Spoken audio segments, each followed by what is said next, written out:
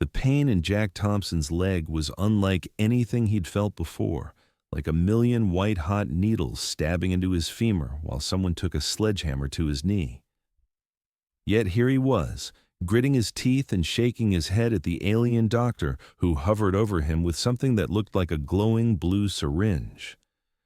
"I don't need them," Jack said, his voice strained but determined as he refused the painkillers. The alien physician, Dr. Zarl, according to the holographic badge floating above his greenish-gray chest, blinked all four of his elongated eyes in what Jack had learned was the Arcturian equivalent of exasperation. "Human Thompson, your femur is shattered in 8 places," Dr. Zarl said, his translator converting the series of clicks and whistles into English. "The pain receptors in your nervous system are flooding your brain with distress signals. Our scanners indicate you are experiencing level 9 pain. The medication will help." Jack tried to shift his position on the examination table and immediately regretted it. The movement sent another wave of agony through his leg, and he had to bite his lip to keep from screaming. The medical bay of the interstellar mining vessel Helios was equipped with technology far beyond anything available on Earth, but Jack's stubbornness was equally advanced. "I've had worse," he lied, sweat beading on his forehead. "Just set the bone and get me back to work." Dr. Zarl's assistant, a slender blue-skinned being named Alista, stepped forward with a handheld scanner. "Human physiology is remarkable, but there are limits to what even your species can endure without medical intervention," she said, her voice melodic despite the serious tone. "Your cortisol and adrenaline levels are dangerously elevated." Jack had been the only human assigned to mining Outpost Delta on the asteroid GX-439 for the past 8 months. The mining company had contracts with 3 different alien species, and humans were still proving their worth in deep space operations. Jack wasn't about to show weakness now. "The company quota is due in 3 days," Jack insisted. "I can't be laid up in medical." Dr. Zarl made a sound that the translator didn't convert, probably some Arcturian curse word. "Your quota will not matter if your system goes into shock. The human body cannot function effectively under such stress." Jack closed his eyes for a moment, trying to center himself against the pain.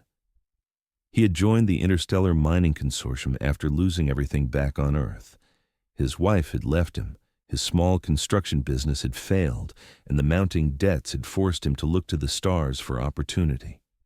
Out here, in the farthest reach of explored space, he was determined to prove himself. "Look," Jack said, opening his eyes again, "I've got a reputation to maintain. The Draxians already think humans are too fragile for deep space work." Alista exchanged a glance with Dr. Zarl. "Is this about your species' pride? Because physical pain is not a measure of worth in any advanced civilization." Before Jack could respond, the door to the medical bay slid open with a soft hiss. Foreman Krex, a hulking reptilian Draxian with scales the color of burnished copper, ducked his head to enter the room. "How's my best human worker?" Krex asked, his translator giving his gravelly voice an artificial smoothness. "Ready to get back to the drill site," Jack said quickly, attempting to sit up straighter despite the fire in his leg. Dr. Zarl turned all 4 eyes toward Krex. "Foreman, human Thompson has suffered severe trauma to his right femur. He requires surgical intervention and a minimum of 2 weeks recovery time." Krex's yellow eyes narrowed as he looked at Jack. "Is this true? The drill malfunction caused this much damage?" Jack nodded reluctantly. "The stabilizer gave out. Platform collapsed. Could have happened to anyone." "Could have, but did not," Krex noted. "Because anyone else would have followed safety protocols and not attempted to manually override the emergency shutdown." Jack felt a flush of embarrassment. He had indeed bypassed the safety systems, trying to keep the drill running despite warning indicators. The company bonus for exceeding quota had seemed worth the risk at the time. "The drill is still operational," Jack said defensively. Krex moved closer to the examination table, his tall frame looming over Jack. "The drill can be replaced. Trained personnel cannot, Even humans. Dr. Zarl seized the opportunity. Foreman, perhaps you can help me explain to human Thompson why accepting proper medical care is necessary. Crex's scaled face was difficult for Jack to read, but there was something like concern in his posture. Thompson, do you know why the consortium hired humans despite your species' lack of space experience? Jack winced as another wave of pain shot through his leg. Because we work cheap? Because you adapt, Crex corrected. Humans learn quickly and solve problems creatively. But adaptation includes knowing when to accept help. He gestured to the medical staff. These doctors are not offering painkillers because they think you weak. They offer them because medicine is part of healing. Jack looked from Crex to the medical team, feeling cornered.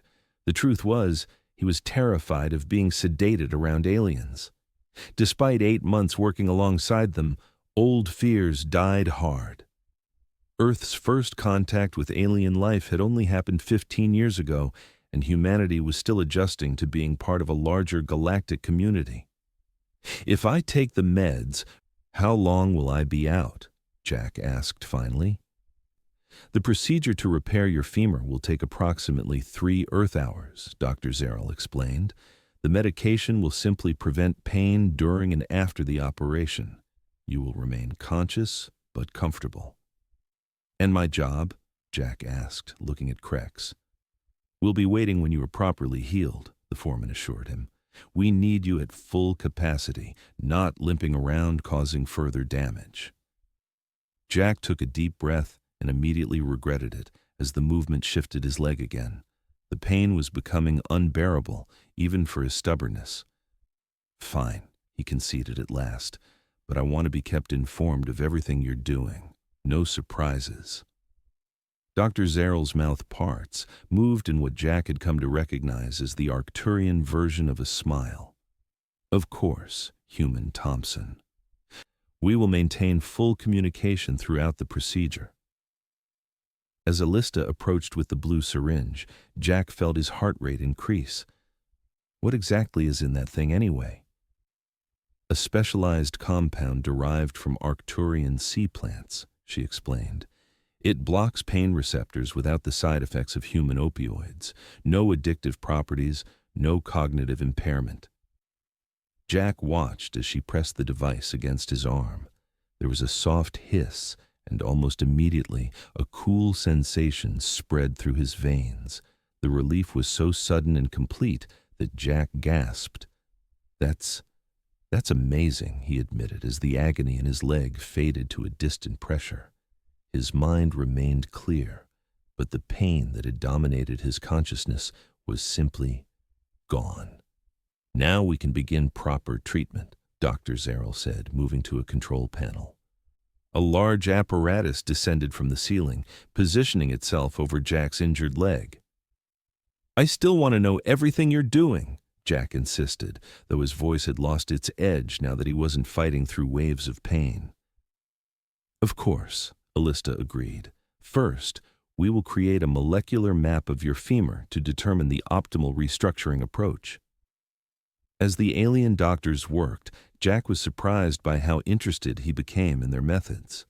Without pain clouding his thoughts, he could appreciate the advanced medical technology they were using. The bone regenerator created a 3-dimensional projection of his leg, showing the fractures in glowing red against the white of the bone. See this fragment here? Dr. Zarl pointed to a particularly nasty break. Had you continued without treatment, this could have severed your femoral artery. Jack swallowed hard. That would have been bad. Fatal within minutes, Alista confirmed, especially given our distance from the central station. Foreman Crex had remained in the room, observing quietly. This is why safety protocols exist, Thompson. Not to slow production, but to prevent needless loss. As the hours passed, Jack learned more about alien medicine than he'd ever thought possible. The procedure was fascinating, involving targeted molecular regeneration rather than traditional surgery. The doctors used what they called cellular instruction fields to guide his body's own healing processes. So you're basically telling my cells how to rebuild the bone? Jack asked, watching the holographic display as fragments began to reconnect. Precisely, Dr. Zerl confirmed. Human medicine has begun exploring similar techniques, but our methods accelerate the process significantly. By the time the procedure was complete, Jack felt a newfound respect for the alien medical team. They had not only repaired his leg, but had taken the time to explain everything, treating him as an intelligent participant in his own healing rather than just a body to be fixed. Dr. Zerl adjusted a final setting on the bone regenerator before retracting it to the ceiling. The immediate repair is complete. You will need to wear a molecular stabilizer for 7 days while the bone strengthens. Alista approached with what looked like a thin silver band. This will maintain the cellular instruction field. It must remain in contact with your skin until the healing is complete. As she secured the device around his thigh, Jack noticed Foreman Krex preparing to leave. "Foreman," he called out, "thank you for, making me see sense." Krex made a gesture that Jack recognized as acknowledgement. "Rest, Thompson. I expect you back at full capacity in 2 weeks, not a day sooner." After the foreman left, Dr. Zerl helped Jack sit up slowly. "You will need assistance for the first few days. I have assigned medical drone support to your quarters." Jack looked at the small, hovering robot that had just entered the medical bay. "So I'm getting a babysitter?" "The drone will monitor your recovery and alert us if complications arise," Alista explained. "It can also assist with basic needs until you are more mobile." Jack was about to protest, but stopped himself. His newfound clarity had brought with it a realization of how foolish his earlier stubbornness had been. These aliens weren't trying to control him or prove his weakness. They were simply providing medical care, as they would to any crew member. "Thank you," he said instead. "Both of you. I wasn't exactly the ideal patient at first." Dr. Zerl's 4 eyes blinked in sequence. "Human resistance to pain management is not uncommon. We have treated 17 humans over the past 3 cycles. 15 initially refused pain medication." "Really?" Jack was surprised. "So it's not just me?" "Your species has many admirable traits," Alista said diplomatically, "but unnecessary suffering is not one we understand." As the medical drone helped Jack onto a hovering gurney for transport to his quarters, he found himself wondering about this aspect of human behavior. Why did he and apparently other humans instinctively reject pain relief? Was it pride? Fear? Some evolutionary trait that no longer served its purpose? In his quarters, the drone helped him settle into bed and provided him with a communication tablet. "Dr. Zerl has prescribed continued pain management for 3 days, the drone informed him in a pleasant synthetic voice. "Would you prefer oral medication or dermal absorption?" Jack hesitated only briefly. "Dermal absorption sounds easier." The drone produced a small patch. "Apply to clean skin every 12 hours. The dosage will automatically adjust based on your pain levels." After the drone had set up a monitoring station in the corner of his room, Jack found himself alone with his thoughts. The pain medication was still working, but he could feel a dull pressure where his broken femur was now healing. He accessed his personal terminal and was surprised to find several messages from co-workers, not just the few humans stationed elsewhere on the asteroid, but also from Draxians, Arcturians, and even a Tellurian engineer he'd helped last month. The message from Nex, a young Draxian mining technician, particularly caught his attention. "Human Jack, news of your injury reached us at Site Gamma. The foreman says you tried to continue working with a broken leg structure. This is most impressive but concerning. My clutch parent was a healer before joining the mining guild. She always said, 'Pride cannot replace blood.' I think this means the same in your language as in mine. Rest well. The drills will wait." Jack read the message twice, feeling a strange mix of emotions. He had been so focused on proving himself that he hadn't considered how his actions might be viewed by his alien colleagues. not as weakness to be hidden, but as unnecessary risk-taking. Over the next few days, Jack's recovery progressed better than expected. The molecular stabilizer worked efficiently, and the pain management patches kept him comfortable without clouding his thinking. The medical drone was actually useful rather than intrusive, and Jack found himself engaging it in conversations about the differences between human and alien medicine. On the fourth day, Dr. Zarl came to check on his progress personally. The Arcturian physician scanned Jack's leg with a handheld device, the four eyes blinking in apparent satisfaction. "The bone regeneration is proceeding at an optimal rate," Dr. Zarl announced. "Your human physiology is responding well to the treatment." "Thanks to your technology," Jack acknowledged. "Back on Earth, I'd be in a cast for months." Dr. Zarl made an adjustment to the molecular stabilizer. "Your species' medicine is advancing quickly. The exchange programs between our medical academies have been productive." "Can I ask you something, Doc?" Jack said, sitting up in his bed. "Why did you keep offering the pain medication even when I refused? Most human doctors would have just noted, 'Patient refused treatment,' and moved on." All four of Dr. Zarl's eyes focused on Jack. In Arcturian medicine, pain relief is not considered optional. Pain serves a biological purpose to alert the body to damage. Once that alert is acknowledged, continued pain serves no medical function and actually impedes healing. "So you think it's irrational to refuse painkillers?" Jack asked. "I think different species have different cultural approaches to medicine," Dr. Zarl replied diplomatically. "But yes, from a strictly medical perspective, unnecessary pain is counterproductive." Jack nodded slowly. "When I first got assigned to this outpost, they gave us cultural briefings about the different species we'd be working with. They told us Arcturians value efficiency above all else."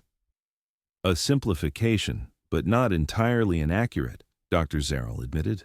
"So to you, refusing pain medication is inefficient?" "Precisely. It diverts mental and physical resources away from healing." Dr. Zarl tilted his elongated head.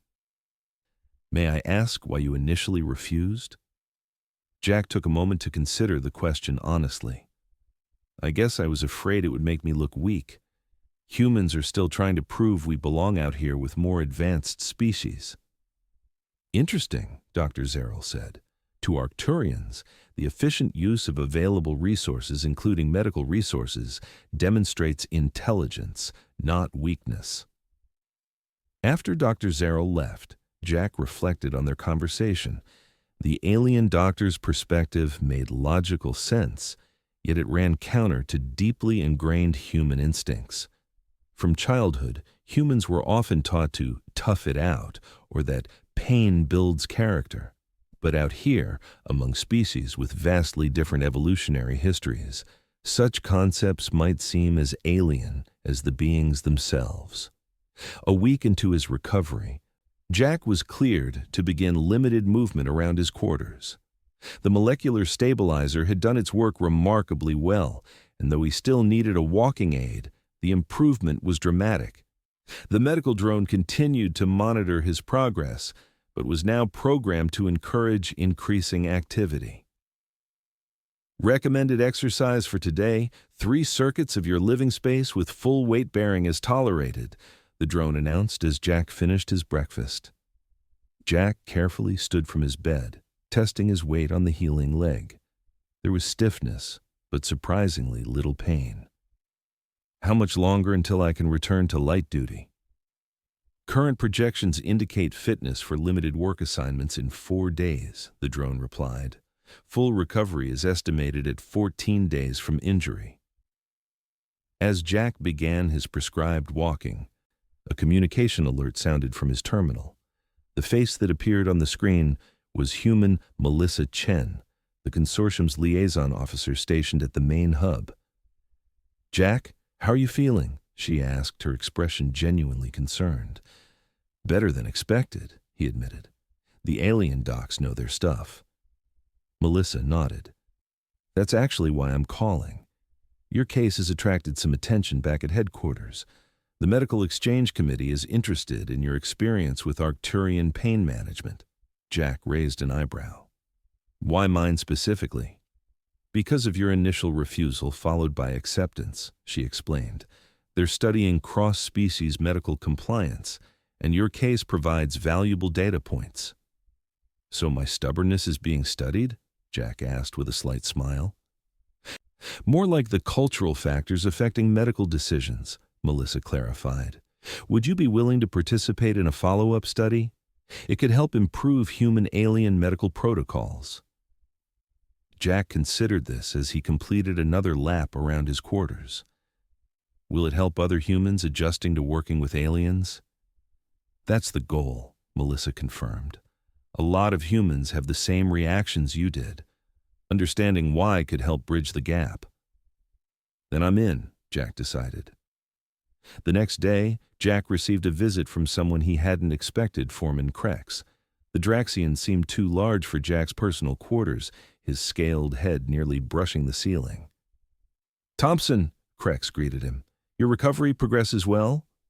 Yes, sir, Jack said, gesturing for the foreman to take the room's only chair, which fortunately had been designed to accommodate multiple species. Should be back to work soon. Krex settled his large frame onto the reinforced seat. The mining operation continues without significant disruption. Your human colleague Santiago has temporarily assumed your duties. Jack felt a twinge of worry. Santiago's good, but he doesn't have experience with the deep core extraction units. Which is why I require your expertise, even while you recover, Krex said, producing a data tablet. The drilling team has encountered an unusual mineral formation at level 12. Your insight would be valuable. Jack accepted the tablet eagerly, immediately reviewing the scans. This was unexpected, being consulted while still on medical leave. He had assumed he would be temporarily forgotten, perhaps even replaced if his recovery took too long. This looks like a xenorite pocket within a standard iron-nickel matrix, Jack said, studying the readings. We ran into something similar on Earth during deep-core mining in the Arctic. You'll need to adjust the sonic frequencies to prevent crystallization. Krex's yellow eyes narrowed with interest. Explain. For the next hour, Jack detailed the approach he would recommend, drawing on his Earth experience, but adapting it to the alien technology available on the asteroid. Krex asked pointed questions that showed a deep understanding of mining principles, even if the specific Earth minerals were new to him. When they finished, the Draxian foreman stood to leave but paused at the door. Thompson, there's something else I wish to discuss. What's that? Sir? The human tendency to refuse medical assistance, Krex said bluntly. It is not viewed as strength among the Draxian crews, as you might believe. Jack was taken aback by the directness. What do you mean? Among Draxians, one who ignores body damage is considered mentally deficient, not brave, Krex explained. Resources exist to be utilized. Medicine is a resource. To reject it without cause suggests poor judgment. Jack felt his face flush with embarrassment. I thought I was trying to show I could handle the same conditions as everyone else. By refusing tools others would use, Krex asked, his translator giving his voice a puzzled tone. Would you refuse a drill and insist on digging with bare hands to show strength? Put that way, it did seem ridiculous. I guess I have some cultural biases to work through, Jack admitted. Krex made a gesture that Jack recognized as affirmation. All species do. It is why exchange of perspective is valuable. He moved toward the door. Rest appropriately, use the tools provided, return when fully functional. After Krex left, Jack found himself re-evaluating many of his assumptions. Both Dr. Zarrell and Foreman Krex, members of completely different species with different evolutionary histories, seemed to share the view that refusing pain medication was illogical. Was this a uniquely human trait, this valorization of enduring unnecessary suffering? By the time Jack was cleared to return to light duty 10 days after his injury, He had completed the Medical Exchange Committee's questionnaire and participated in 2 video interviews about his experience. The molecular stabilizer had been removed, leaving his leg fully healed with only a slight tenderness when he put his full weight on it. His first day back at work was filled with surprise. His workstation had been modified with ergonomic adjustments suitable for his recovering condition. The Draxian crew members greeted him with respect rather than the skepticism he had anticipated. Even more surprisingly, several approached him for advice on technical matters, clearly valuing his expertise. During the mid-shift break, Jack found himself in the communal eating area with a mixed group of Draxians, Arcturians, and the station's only Tellurian, a gravitational engineer named Vor. The conversation turned to Jack's recovery. "The accelerated bone healing technology is impressive," Vor commented, his crystalline body structure reflecting the overhead lights. "On my world, similar injuries would require extensive reconstruction." "I'm just grateful for Dr. Zarrell's persistence," Jack admitted. "If he hadn't insisted on proper treatment, I might have done permanent damage." Nex, the young Draxian technician who had sent Jack the message, tilted his scaled head. "Did you truly believe rejecting medicine would impress us?" Jack felt slightly uncomfortable but decided honesty was best. "Not consciously, but yeah, I guess I did. Humans have this strange idea that pushing through pain proves something important." "What does it prove?" asked Alista, who had joined them carrying what looked like a container of nutrient gel. "That you can ignore biological warning signals?" "It's complicated," Jack said. "On Earth, humans often had to keep working despite injuries. No advanced medical care, no replacements, just the need to survive. I think that created a culture where showing pain was seen as weakness. An evolutionary response that outlived its usefulness," Vor suggested, the Tellurian's voice resonating oddly through his crystalline form. "Fascinating. But now I understand it looks more like poor resource management to you all," Jack added. The aliens exchanged glances that Jack couldn't fully interpret. Finally, Nex spoke again. "It is not that we do not understand enduring necessary hardship," the young Draxian said. "Draxians evolved on a harsh world where resources were scarce. But we learned that preserving function is more important than displaying tolerance for preventable suffering." Alista nodded, her blue skin catching the light. "Arcturians have a saying, 'Pain is information, not identity.' To define oneself by the ability to endure preventable pain seems limiting." Jack hadn't thought of it that way before. "I think humans sometimes confuse suffering with strength. An interesting cultural characteristic," Vor observed. "Perhaps it served an evolutionary purpose once." The conversation moved on to other topics, but Jack found himself continuing to reflect on these insights throughout his shift. When he returned to his quarters that evening, he recorded a supplemental message for the Medical Exchange Committee detailing these new perspectives. 2 weeks after the accident, Jack was fully cleared for all duties. His leg had healed completely thanks to the Arcturian medical technology, and he had returned to his normal work schedule. But something had changed in his approach to his role on the mining station. He found himself more willing to ask questions, to seek clarification when faced with unfamiliar, alien concepts. He also noticed he was more often included in planning discussions, his human perspective seemingly valued rather than merely tolerated. When a minor accident occurred in mining section Gamma, a Draxian worker suffering a chemical burn from a leaking coolant line, Jack was present. He watched as the injured worker immediately reported to medical and accepted treatment without hesitation. Efficiency, not stoicism, was the priority. That evening, Jack received a message from Dr. Zarrell requesting his presence in the medical bay. Curious, he made his way there after his shift ended. The Arcturian physician was reviewing holographic data when Jack arrived. "Ah, human Thompson, thank you for coming." "Is everything okay?" Jack asked, briefly concerned there might be an issue with his healed leg. "Quite well," Dr. Zarrell assured him. "I wish to inform you that the data from your treatment has proven valuable to the interspecies medical exchange." "My stubbornness, you mean," Jack said with a slight smile. All four of Dr. Zarrell's eyes blinked in what Jack now recognized as amusement. "Your case has highlighted an important area for improved cross-cultural medical training. The committee has approved a new protocol for approaching pain management with human patients." He gestured to a holographic display showing a flow chart. "Medical providers will now include explanations of efficiency and resource optimization when recommending pain relief to human patients rather than focusing solely on comfort." Jack studied the chart with interest.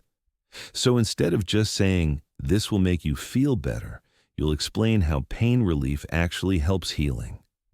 "Precisely," Dr. Zarrell confirmed. "Initial testing suggests a 43% improvement in human compliance when the explanation aligns with human cultural values of productivity and self-improvement." "That's actually brilliant," Jack admitted. Dr. Zarrell's mouth parts moved in the Arcturian equivalent of a smile. "Medicine is not merely about treating bodies. It is about treating patients with all their cultural complexities." "I never thought my broken leg would contribute to interstellar medicine," Jack said, genuinely touched by the idea that his experience might help others. "This is how progress occurs," Dr. Zarrell said, "through the exchange of perspectives across species boundaries." As Jack left the medical bay, he realized how much his thinking had changed in just 2 weeks. His initial refusal of painkillers hadn't been about true strength, it had been about fear. Fear of appearing weak, fear of vulnerability in an alien environment, fear of not measuring up to the standards he imagined others held. But real strength, he now understood, wasn't about enduring unnecessary suffering. It was about adapting, learning, and making efficient use of all available resources, including medical care. It was about knowing when to push through and when to accept help. 3 months later, when the supply ship arrived from Earth bringing new personnel, Jack was assigned to help orient the newcomers. Among them was a construction specialist named Marcus, who reminded Jack uncomfortably of himself wary, determined to prove himself, and carrying the weight of humanity's perceived need to demonstrate worth among the stars. During the orientation tour, Marcus suffered a minor injury when he caught his hand in a pressure door. Dr. Alista, who had been promoted to chief medical officer after Dr. Zarrell transferred to the central station, offered him pain medication as she treated the crushed fingers. "I don't need painkillers," Marcus said through gritted teeth. "Just wrap it up and I'll be fine." Jack exchanged a knowing glance with Alista before turning to the injured man. "Let me ask you something," Jack said casually. "If your drill bit was dulling, would you keep using it or get a replacement?" Marcus looked confused. "Get a replacement, obviously. Why waste time with inefficient equipment?" "Exactly," Jack said. "Pain is inefficient. It diverts your focus, slows your reactions, and actually impedes healing. Out here, we don't measure strength by how much unnecessary suffering we can endure. We measure it by how effectively we use every resource available, including medical care." Marcus looked skeptical but thoughtful. "I just don't want them to think humans are soft." "Trust me," Jack said with a smile, looking around at his alien colleagues who had become friends and respected co-workers. "They're more likely to question your intelligence for refusing treatment than your toughness for accepting it." As Alista applied the medication and Marcus's tense expression relaxed, Jack felt a sense of satisfaction. The gap between human and alien perspectives was closing, one broken bone, one crushed finger, one shared insight at a time. Out among the stars, Humanity wasn't just learning new technologies and exploring new worlds. They were learning new ways of thinking, new definitions of strength, and perhaps most importantly, new ways of healing.